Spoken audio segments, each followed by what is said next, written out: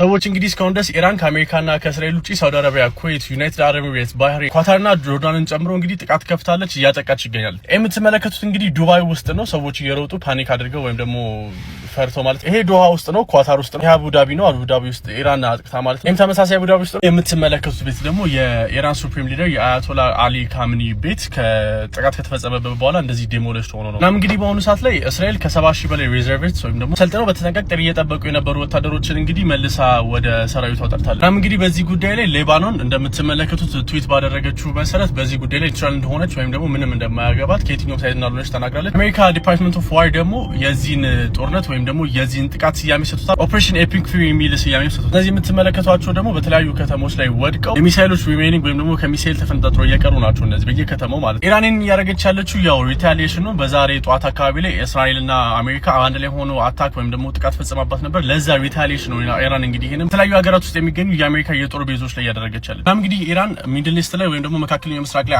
አሰላሙ አለይኩም ወራህመቱላሂ ወበረካቱሁ። ውድና የተከበራችሁ ተመልካቾቼ እንዴት ናችሁ? ሰላም ናችሁ ወይ? ከኔ ጋር አልሐምዱሊላህ።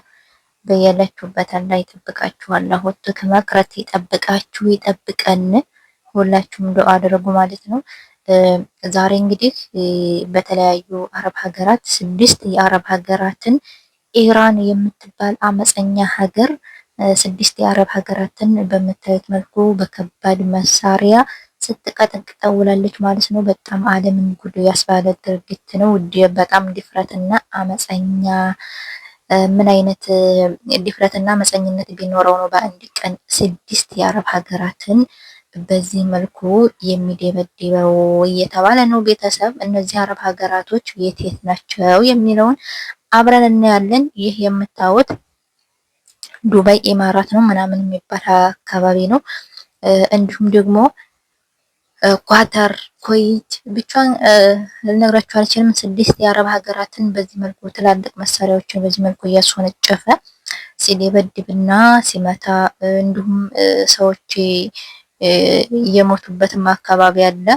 40 ሴቶች የሴቶችን መድረሳ እንደምታዩት የሴቶች ትምህርት ቤት ተመትቶ ቁጥራቸው በቅጡ ባይታወቅም ከ40 በላይ የሚሆኑ ሴቶች ህይወታቸው እንዳለፈ ተነግሯል። ይህ ደግሞ እንደምታዩት ሳዑዲ አረቢያ ሪያድ ውስጥ ነው የተመታው ተብሏል። እንደምታዩት ነው፣ ማንበብ ትችላላችሁ። እንግዲህ ትላልቅ ሚዲያዎች ናቸው እንደዚህ አይነት ነገር እየዘገቡት ያሉት።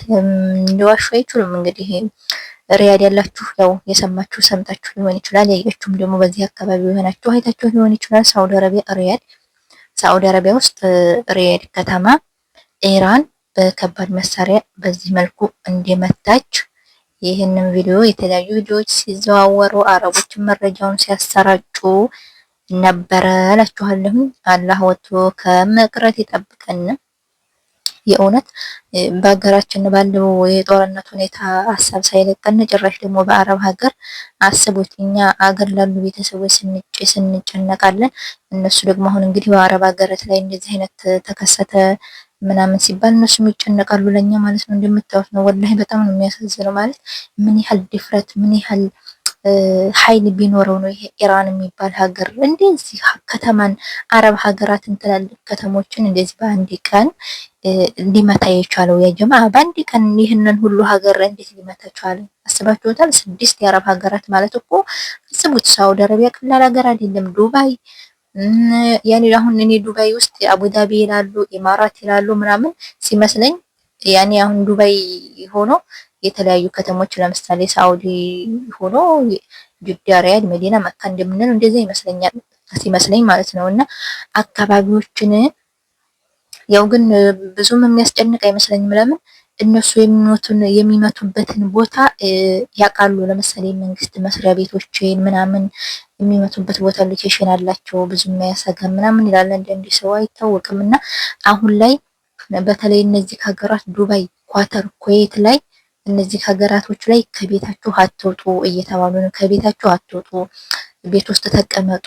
አሁን ዛሬ ሰላተል መግሪብ እና ሰላተል ኢሻ ተራዊህ መስጊድ አትግቡ፣ ቤታችሁ ውስጥ ሆናችሁ ሲገዱ፣ ከቤት ውስጥ ደግሞ ሆናችሁ ስትቀመጡ ቤታችሁን ሙሉውን አትዝጉ፣ መስኮት ክፍት አድርጋችሁ ተቀመጡ እየተባለ መረጃ እየተዘዋወረ ነው። ያ ጀማዓ ለምን መስኮት ሲከፈት ይሄ ከባድ መሳሪያ በሚያልፍበት አካባቢ ላይ መስኮት ዝግ ከሆነ በጣም የመፈንዳት ኃይል ስለሚኖረው ይመስለኛል እንትን መስኮታችሁን ከፍታችሁ ተቀመጡ፣ ቤታችሁ አትውስጣት፣ ከቤት ውስጥ አትውጡ፣ ወደ ውጭ ስም ቦታ አትሄዱ። ያን መንገድ ለመንገዱ ለምሳሌ ሆቴል ምናምን አትሄዱ፣ ቤታችሁ ውስጥ ተቀመጡ እየተባለ ይገኛል ማለት ነው በኢማራት እና በኳተር በኩዌት የጀማ እና አላህ ከእንደዚህ አይነት ጉድ ይጠብቀን። ያው ሳኡዲም ሪያድ ላይ እንዳያችሁት ነው። ሪያድ ያላችሁ መቼም ታውቁ ይሆናል። የእውነት ሪያድ ያላችሁ ይሄ ነገር ተከስቶ ከሆነ ያው ሰፊ ነው፣ ግን በአንዳንድ አካባቢ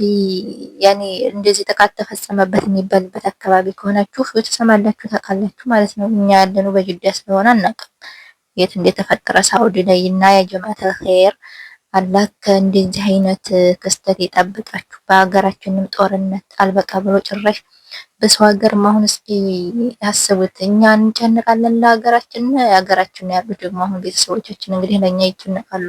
አረብ ሀገር ላይ ጦርነት ተጀመረ ሲባል አስቡት። እና የጀማዓተል ኸይር ኢራን የምትባል ሀገር ይሄው ዛሬ ህዝቡን ሶሻል ሚዲያውን ጭንቅንቅ አድርገዋለች ማለት ነው። ለምን አገሩን ሁሉ 6 የአረብ ሀገራት ውስጥ ስንት ዜጋ አለ? ስንት ዜጋ አለ? እነዚህ አረብ ሀገራቶች ስንት ህዝብ ነው የተሸከሙት? ከስንት ሀገር ብቻ ከዚች ምድር ላይ ያለች ሀገራት በሙሉ በየሁሉም ተሰዷል። በየሁሉም ዜጋ የሌለበት ሀገር የለምና ያንን ይመስላል። ቤተሰብ ዱአ አድርጉ፣ ሻሃዳ ያዙ። ግን እንደዚህ አይነት ነገር ሲመጣ ወላሂ ያስደነግጣል። ሱብሃንአላህ። እና ምን እንደሚያጋጥመን ምን እንደምንሆን ስለማናውቅ አላህ መጨረሻችንን አላህ ኸቲማችንን ያሳምርልን፣ አላህ መጥፊያችንን ያሳምርልን ማለት ነው እላችኋለሁኝ። የረመዳን እንዴት ነው? ደህና ናችሁ ወይ? ሰላም ናችሁ ወይ? ከኛ ጋር ሁሉም ሰላም ነው። የረመዳን ስራ እንዴት አድርጎ ይዟችኋል? አብሽሩ፣ በርቱ፣ ጠንክሮ እላችኋለሁኝ። ሰላም አለይኩም ወራህመቱላሂ ወበረካቱ።